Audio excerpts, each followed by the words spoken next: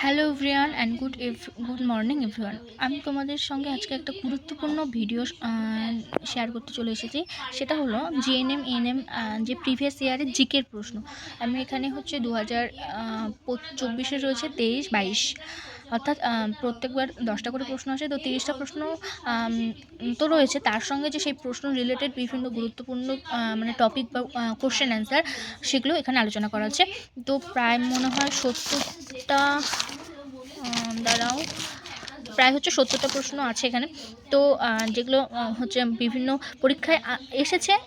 শুধু জেএনএম এএনএমের জন্য যে এটা গুরুত্বপূর্ণ ভিডিও সেটা নয়, ডাব্লিউবিপি, কেপি, মানে যে সমস্ত পরীক্ষায় জিকেটা থাকে, অবভিয়াসলি জিকেটা সব পরীক্ষাতেই থাকে, তো হচ্ছে সব পরীক্ষার জন্য গুরুত্বপূর্ণ। তোমরা ভিডিওটা লাস্ট অবধি দেখো এবং এর মধ্যে তোমরা নিজেরা কতটাগুলো অ্যান্সার করতে পারো সেটাও হচ্ছে আমাকে কমেন্টে জানিও। তো প্রথম প্রশ্ন হচ্ছে বিশ্বের দীর্ঘতম হ্রদ, এটা হচ্ছে কাস্পিয়ান সাগর। এবার হ্রদ রিলেটেড বিভিন্ন প্রশ্ন পরপর রয়েছে। তো প্রথমে দেখো উকাই বাঁধ, এটা একটা গুরুত্বপূর্ণ বাঁধ, যেটা হচ্ছে গুজরাটের তাপ্তি নদীতে রয়েছে। তারপর ভারতের সর্বোচ্চ বাঁধ, এটা হলো সর্বোচ্চ মানে হলো হাইয়েস্ট। হ্যাঁ, ভারতের মধ্যে 3টা মানে গুরুত্বপূর্ণ বাঁধের মধ্যে হয় সর্বোচ্চ বাঁধ, হাইয়েস্ট ড্যাম। তারপর হচ্ছে একটা প্রাচীনতম বা ওল্ডেস্ট ড্যাম হয়, আর একটা ভারতে হচ্ছে ভারতের দীর্ঘতম বাঁধ বা লংগেস্ট। তো সর্বপ্রথমে সর্বোচ্চটা দেখি, সেটা হচ্ছে সর্বোচ্চ বাঁধ হলো ভাগীরথী নদীতে অবস্থিত উত্তরাখণ্ড রাজ্যের ভাগীরথী নদীতে তেহরি। উত্তরাখণ্ড রাজ্যের ভাগীরথী তেহরি হচ্ছে সর্বোচ্চ বাঁধ। যদি এবার বলি প্রাচীনতম, সেটা হচ্ছে কে মানে কাবেরী নদীতে রয়েছে কালনাই বাঁধ। হ্যাঁ, আর এটা কোথায়? তামিলনাড়ু রাজ্যে রয়েছে। তো তামিলনাড়ু রাজ্যের কাবেরী নদীতে অবস্থিত কালনাই ড্যাম হলো প্রাচীনতম অর্থাৎ ওল্ডেস্ট ড্যাম। আর এই বাঁধের অপর একটা নাম হচ্ছে গ্র্যান্ড অ্যানিকেন্ট ড্যাম বা বাঁধ। এবার হচ্ছে ভারতের দীর্ঘতম বাঁধ, এটা কি? এটা হলো উড়িষ্যা রাজ্যের মহানদীতে অবস্থিত হীরাকুদ বাঁধ হলো ভারতের দীর্ঘতম বাঁধ। তো এই একটা প্রশ্ন থেকে টোটাল আবার 5টা প্রশ্ন রইলো, মানে এখানে আলোচনা করা হলো। তারপর 2 নম্বর প্রশ্নটা ছিল যে ওয়ার অ্যান্ড পিস এর লেখক কে? এটা লেখক হচ্ছে লিও টলস্টয়। আর সেই মানে এই প্রশ্নটা ওয়ার অ্যান্ড পিসের লেখকের যে মানে অপশনগুলো ছিল অ্যান্সারের, সেটার মোট যে আরও যে বাকি নামগুলো ছিল সেগুলো দিয়ে তাদের লেখা একটা বইয়ের নাম আমরা জেনে নিই। তারপর হচ্ছে মাই এক্সপেরিমেন্টস উইথ ট্রুথ, এটা মহাত্মা গান্ধীর লেখা, জাতির জনক। তারপর god of the small things, এটা লিখেছে অরুন্ধতী রায়, যিনি বুকার পুরস্কার পায় প্রথম মহিলা হিসেবে। তারপর poverty and un-British rule in India, হচ্ছে দাদাভাই নৌরোজির লেখা বইটা হলো poverty and un-British rule in India. Hello, এটা ভারতের লৌহম্যান বা আয়রন ম্যান নামে পরিচিত, ইন্ডিয়ান আয়রন ম্যান। তারপর উইংস অফ ফায়ার, এটা লিখেছে মৌলানা আব্দুল কালাম আজাদ। এটা হয়ে গেল। এটা হচ্ছে এই বাকি 7 থেকে যে 11 পর্যন্ত, এটা হচ্ছে এই 7 নম্বর প্রশ্নের বেসিসের উত্তর। তারপর হচ্ছে ভারতের প্রথম, এটা আবার পরের 3 নম্বর যদি প্রশ্নটা দেখি। তারপর হচ্ছে ভারতের প্রথম প্রধানমন্ত্রী হলো পণ্ডিত জওহরলাল নেহরু। তার নিরিখে এবার প্রথম রাষ্ট্রপতি, শিক্ষামন্ত্রী, প্রথম মহিলা রাষ্ট্রপতি, প্রথম মহিলা প্রধানমন্ত্রী, এগুলোর নাম জেনে নিই। তো প্রথম প্রধানমন্ত্রী জওহরলাল নেহরু, প্রথম রাষ্ট্রপতি বলে রাজেন্দ্র প্রসাদ, প্রথম শিক্ষামন্ত্রী হলো এপিজে আব্দুল কালাম, যদি প্রথম মহিলা রাষ্ট্রপতি সেক্ষেত্রে হবে প্রতিভা সিং পাটিল, আর প্রথম মহিলা প্রধানমন্ত্রী হবে হচ্ছে ইন্দিরা গান্ধী। এরপর আবার এটা হয়ে গেল, এটা 3 নম্বর। 4 নম্বর প্রশ্নের বেসিস আবার পরে কতগুলো প্রশ্ন রয়েছে। জাপানের রাজধানী টোকিও, এইভাবে তো রাজধানী যে বিভিন্ন দেশের রাজধানী, বিভিন্ন রাজ্যের রাজধানী, সেটা গুরুত্বপূর্ণ। তাহলে এই প্রশ্ন অনুযায়ী বোঝা যাচ্ছে। তো সেই টপিকটা তোমরা ভালো মতো দেখবে যারা জিএনএম-এর জন্য প্রিপারেশন নিচ্ছ। নেক্সট হচ্ছে বিশ্বের দীর্ঘতম নদী হলো নীল নদ। তারপর হচ্ছে ড্যাশ গ্যাস আগুন নেভাতে ব্যবহার করা কার্বন ডাইঅক্সাইড গ্যাস। এরপর হচ্ছে ভারতের মোট কটা রাজ্য রয়েছে? এটা হচ্ছে 28টি রাজ্য। আর যদি বলে কটা ইউটি অর্থাৎ ইউনিয়ন টেরিটরি বা কেন্দ্রশাসিত অঞ্চল, সেক্ষেত্রে হবে হচ্ছে 8টি। তাহলে 28টি স্টেট আর 8টি ইউটি রয়েছে। নেক্সট হচ্ছে ভারতের নবগঠিত রাজ্য কোনটি?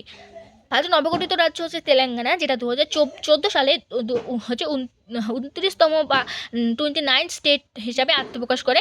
তো এখন তোমার সবার মনে প্রশ্ন আসবে যে এখানে তাহলে 28টা রাজ্য আমরা একটু আগে পড়লাম, কিন্তু এখানে 29তম স্টেট হিসেবে কী হয় কেন? তারপর 2014 সালে তো এটা গঠিত হয় 29তম স্টেট হিসেবে, কিন্তু এরপর হচ্ছে 5 বছর পর 2019 সালে জম্মু ও কাশ্মীর যে ইউটিটা স্টেট আছে, সেখান থেকে আবার জম্মু কাশ্মীর ভেঙে গিয়ে জম্মু ও কাশ্মীর এই দুটা থেকে গঠিত হয়। এই জম্মু ও কাশ্মীর ও লাদাখ এই দুটি ইউটি গঠিত হয়, সেই জন্য এখন টোটাল 28টি স্টেট। এরপর হচ্ছে ভারতের জাতীয় পাখি, এই প্রশ্নটা এসেছিলো। হ্যাঁ, এটা এসেছিলো, এটা একটা ক্লাস 1-এর মানে জেনারেল নলেজের প্রশ্ন। তো এটা এসেছিল ভারতের জাতীয় পাখি ময়ূর। তারপর ভারতের জাতীয় পশু বাঘ। এটা জাতীয় পাখি পশু যেমন হয় তেমন নয় যে আমাদের পশ্চিমবঙ্গে বিভিন্ন রাজ্যেরও জাতীয় পশু পাখি রয়েছে। তো যদি বলে পশ্চিমবঙ্গের রাজ্য পাখি কী, তাহলে সাদা বুকলা হচ্ছে মাছরাঙা বা হোয়াইট ব্রেস্টেড হচ্ছে কিংফিশার। নেক্সট হচ্ছে পশ্চিমবঙ্গের রাজ্য পশু কি? মেছু বিড়াল বা বাগরোল। নেক্সট হচ্ছে সহস্রাব্দে মোট কত বছর হয়? একের পরে 3টা শূন্য, 1000 বছর হয়। তারপর হচ্ছে বিভিন্ন যে হলো আমাদের ধাতু রয়েছে, ধাতু অধাতু, সেগুলোর সংকেত এইটা এসেছিলো ভারতের সংকেত Hg। তেমনই আমি এই অপশানগুলোতে ছিল কপার Na। তো এগুলোর আমরা এই অপশানগুলো বা এই সংকেতগুলোর পুরো নাম জেনে নিই। তো এই হলো সোনার সংকেত, সোডিয়ামের সংকেত হলো সোডিয়াম, আর কপার হলো কপার মানে তামা, তামার সংকেত হলো Cu। তারপর হচ্ছে এই প্রশ্নটা ছিল অগ্নিমন্দির কোন ধর্মের উপাসনাগৃহ, ওটা পার্সি ধর্মের উপাসনাগৃহ। নেক্সট হচ্ছে রাষ্ট্রসংঘের হেডকোয়ার্টার অর্থাৎ নিউ ইয়র্ক। তো হচ্ছে কোন বিভিন্ন সংস্থার যে হেডকোয়ার্টারগুলো সেটা একটা গুরুত্বপূর্ণ টপিক আমরা জানতে পারলাম। তো সেই অনুযায়ী সেই টপিকের উপরেও প্রশ্ন আসবে, ভিডিও আসবে। তো তোমরা হচ্ছে চ্যানেলটার সঙ্গে যুক্ত থেকো। নেক্সট হচ্ছে সাবমেরিনের নাবিকরা জলের ওপরে বস্তু দেখতে পায় কিসের সাহায্যে? পেরিস্কোপের সাহায্যে।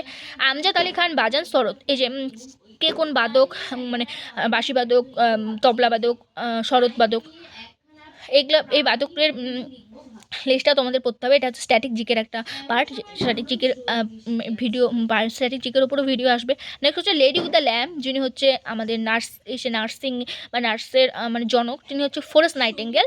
তার হচ্ছে 12 মে মনে হয় হচ্ছে ন্যাশনাল নার্স ডে, এরকম একটা কিছু 12 মে, আমি এটা কনফিউশন আছে, আমি এটা পরে ভিডিওতে ক্লিয়ার করে দেবো। নেক্সট হচ্ছে ন্যাশনাল ডক্টরস ডে, জাতীয় চিকিৎসক দিবস, সেটা হচ্ছে 1 জুলাই। তারপর হলো এই প্রশ্নটা ছিল গ্রেট ব্যারিয়ার রিফ অবস্থিত অস্ট্রেলিয়ায়। নেক্সট হচ্ছে ম্যালেরিয়া হয় তাহলে অ্যানোফিলিস মশা কামড়ে। তেমনই আরেকটা পতঙ্গবাহী রোগ হচ্ছে ডেঙ্গু, যেটা হচ্ছে এডিস মশার জন্য হয়। তারপর হচ্ছে ভিটামিন সির অভাবে স্কারবি, বিভিন্ন ভিটামিন এর অভাবে কোন কী রোগ হয়, এটা একটা গুরুত্বপূর্ণ। যেমন ভিটামিন এর অভাবে রাতকানা হয়, ভিটামিন ডির অভাবে ছোটোদের রিকেট, বড়দের ক্যালসিফেরল রোগ হয়, ভিটামিন ইর অভাবে হয় হলো যেটা হলো বন্ধ্যাত্ব রোগ বা আর যেমন ভিটামিন সির অভাবে স্কারবি। তারপর ভিটামিন কে, যেটা আমাদের রক্ত জমাট বাঁধতে সাহায্য করে, তার অভাবে হয় রক্ত সংবন্ধী রক্ততন্ত্র, মানে রক্ত জমাট বাঁধতে পারে না ভিটামিন কে এর অভাবে। তো এরকম। তারপর সর্বোত্তম বায়ু দূষণকারী যেই অপশনগুলো ছিল তার মধ্যে অপশানে ছিল কার্বন ডাইঅক্সাইড, নাইট্রোজেন ডাইঅক্সাইড, সবগুলো বায়ু দূষণ। তার মধ্যে সর্বোত্তম মানে সব থেকে বেশি মোস্ট যেটা এয়ার পলিউশন ঘটায় সেটা হচ্ছে হলো কার্বন মনোক্সাইড অর্থাৎ CO। নেক্সট হচ্ছে সৌরজগতের উষ্ণতম প্লাস উজ্জ্বলতম গ্রহ হচ্ছে শুক্র, যার অপর নাম লুসিফার। এরপর এই গ্রহ বেসিসে বিভিন্ন প্রশ্নগুলো হচ্ছে দেখো, ক্ষুদ্রতম গ্রহ বুধ, বৃহত্তম গ্রহ বৃহস্পতি, সূর্যের নিকটতম গ্রহ বুধ, কারণ হচ্ছে সূর্যের পরে যে 8টা গ্রহ বুধ, শুক্র, পৃথিবী, মঙ্গল, বৃহস্পতি, শনি, ইউরেনাস, নেপচুন, তার সেই হিসাবে সূর্যের হলো বুধ। যদি আবার বলে পৃথিবীর নিকটতম, সেক্ষেত্রে হবে বুধ, শুক্র, পৃথিবী, মঙ্গল। তাহলে পৃথিবীর নিকটতম বললে মঙ্গল হবে, ঠিক আছে। তো রেড প্ল্যানেট নাম হচ্ছে মঙ্গল। তারপর হচ্ছে যদি বলে নীল তো ব্লু প্ল্যানেট, তাহলে হবে পৃথিবী। হ্যাঁ, তারপর হচ্ছে উপগ্রহের সংখ্যা সর্বাধিক কোন গ্রহে, সেটা হচ্ছে শনির। তারপর হলো সূর্যালোক মানুষের স্বাস্থ্যের উন্নতি ঘটায়, কারণ হলো অতিবেগুনি রশ্মি আমাদের ত্বকের যে তৈলাক্ত ভাবটা থাকে সেটাকে ভিটামিন ডি তে পরিণত করে। সেই জন্য আমাদের এই প্রশ্নটা আসে যে আমাদের দেহের মধ্যে কোন ভিটামিন তৈরি হয়, তাহলে ভিটামিন ডি। তারপর হচ্ছে নীল শহর নামে পরিচিত যোধপুর। এবারে যে বিভিন্ন শহরের যে উপনাম, এই ভিডিওটা এই সম্পর্কিত যে ক্লাসটা আমি কালকেই আপলোড করেছি। তো তোমরা যারা ভিডিওটা দেখো না তারা চ্যানেল প্লেলিস্টে গিয়ে অবশ্যই দেখবে, সেখানে প্রায় 80+ মানে 80টার বেশি বিভিন্ন শহরের উপনাম, বিভিন্ন রাজ্যের উপনাম দেওয়া আছে, যেই প্রশ্নগুলো বিভিন্ন পরীক্ষায় এসেছে বা আসতে পারে। তো আশা করি তোমরা ভিডিওটা দেখবে, আর যারা দেখেছো তাদেরকে অনেক অনেক থ্যাংক ইউ। তারপর হচ্ছে স্পেস সিটি বা সিলিকন ভ্যালি বা গার্ডেন সিটি বা ইলেকট্রিক সিটি নামে পরিচিত বেঙ্গালুরু। এরপর হচ্ছে পিঙ্ক সিটি মানে গোলাপি শহর বলে জয়পুর, এটা আমরা ছোটোবেলা থেকে পড়ে এসেছি। আর এখানে একটা গুরুত্বপূর্ণ বিষয় হলো এই জয়পুর না প্রথম ইউনেস্কো ওয়ার্ল্ড হেরিটেজ সাইটের মর্যাদা পায় কত সালে? 2019 সালে।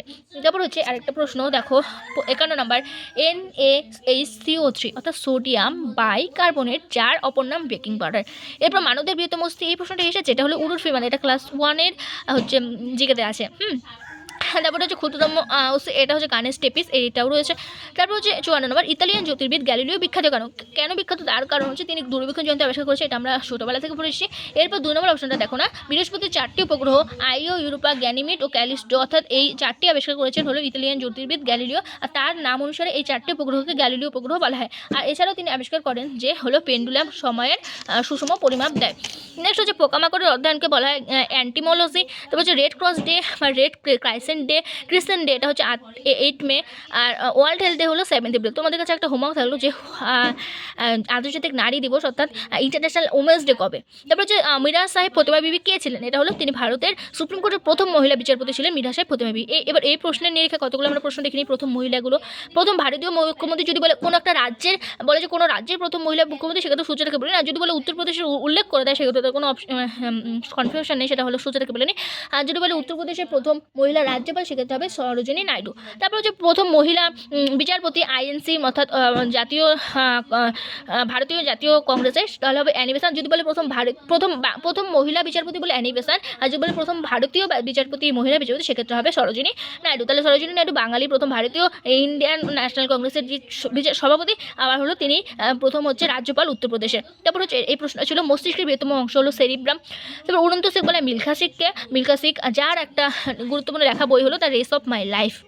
আর এরকমই একটা প্রশ্ন যে the test of my life, এটাকে লিখেছে, এটা লিখেছেন ক্রিকেটার যুবরাজ সিং। তো the test of my life cricketer Yuvraj Singh, আর যদি বলে the race of my life তাহলে হবে মিল্খা সিং। তারপর প্রথম ভারতীয় হিসাবে নোবেল পান হচ্ছে আর.এন. ট্যাগর অর্থাৎ রবীন্দ্রনাথ ঠাকুর। কিসের জন্য পান? গীতাঞ্জলি কাব্যগ্রন্থ লেখার জন্য। আর তিনি এটা কবে পেয়েছে? 1913 সালে। এটা আমরা ছোটোবেলা থেকেই পড়ে আসছি। এই জিকের কোশ্চেনগুলো যে থাকে 10টা প্রশ্নের মধ্যে 5 থেকে 6টাই থাকে খুব সোজা, আর 2টা মডারেট থাকে, আর 2টা হচ্ছে খুব একটু কঠিন থাকে। তো 10টা কোশ্চেনের এই হলো পরিণত হয়। তোমরা মানে সিচুয়েশন হয়, তোমরা যদি হচ্ছে জিকের বিভিন্ন প্রিভিয়াস ইয়ারের প্রশ্নগুলো সলভ করো, আর আমি যে ক্লাসগুলো দিই সেগুলো দেখে থাকো, এগুলোর মধ্যে থেকে কমন পেয়ে যাবে, আমি 100% শিওর দিচ্ছি। তারপর অর্থনীতিতে প্রথম নোবেল পানকে অমর্ত্য সেন 1998 সালে। তারপর হচ্ছে পদার্থবিজ্ঞানে প্রথম পান হচ্ছে সিভি রমন। তাহলে প্রথমে দেখলাম ভারতীয় হিসেবে পান নোবেল আর.এন. ট্যাগর। প্রথম অর্থনীতির বলে অমর্ত্য সেন কবে পাবে? 1998 সালে। সালটা মনে রাখা মোস্ট ইম্পর্টেন্ট। তারপর হচ্ছে এবার যদি বলে পদার্থবিজ্ঞানে কে পান হচ্ছে সিভি রমন, কারণ তিনি কী আবিষ্কার করেছে? Scattering of light. এটা আবিষ্কারের জন্য সিভি রমন পদার্থবিজ্ঞানে পান কবে? 28শে ফেব্রুয়ারি পান। কত সালে? 1930 সালে। আর এই 28শে ফেব্রুয়ারিটাকে চেনা লাগছে না? 28শে ফেব্রুয়ারিটাকে বলা হয় ন্যাশনাল সায়েন্স ডে অর্থাৎ জাতীয় বিজ্ঞান দিবস। এরকমই আরেকটা দিবস হচ্ছে ন্যাশনাল স্পোর্টস ডে অর্থাৎ জাতীয় ক্রীড়া দিবস। সেটা হচ্ছে পালন করা হয় 29শে আগস্ট। আমাদের হকি লেজেন্ড অর্থাৎ হকি খেলোয়াড়, বিখ্যাত হকি খেলোয়াড় হলো মেজর ধ্যানচাঁদের জন্মদিন উপলক্ষে 29শে আগস্ট এই দিনটাকেই পালন করা হয় বিশ্ব ক্রীড়া দিবস, জাতীয় ক্রীড়া দিবস বা ন্যাশনাল স্পোর্টস ডে হিসাবে। তো আমি তোমাদের সঙ্গে 30টা প্রশ্ন আলোচনা করতে গিয়ে মোট 70টা প্রশ্ন আলোচনা করলাম। তো এই ভিডিওটা খুবই গুরুত্বপূর্ণ সকল কম্পিটিটিভ এক্সাম দিতে চলেছে বা অ্যাসপিরেন্টের জন্য। তো তোমরা ভিডিওটা যারা লাস্ট অব্দি দেখলে তোমাদেরকে অনেক অনেক থ্যাংক ইউ। আর হচ্ছে যারা চ্যানেলটাকে সাবস্ক্রাইব করোনি, পাশে বেল বাটনটা অল করে চ্যানেলটাকে সাবস্ক্রাইব করে দিও। আর আগের ভিডিওগুলো, চ্যানেল প্লেলিস্টে আগের ভিডিওগুলো তোমরা দেখবে, আশা করি তোমাদের অনেক হেল্পফুল হবে। যারা ভিডিওটা লাস্ট অব্দি দেখলে তোমাদেরকে অনেক অনেক থ্যাংক ইউ। ভালো মতো প্রিপারেশন, আর কে কোন পরীক্ষার জন্য প্রিপারেশন নিচ্ছ সেটা আমাকে কমেন্টে জানিও। Thanks for watching.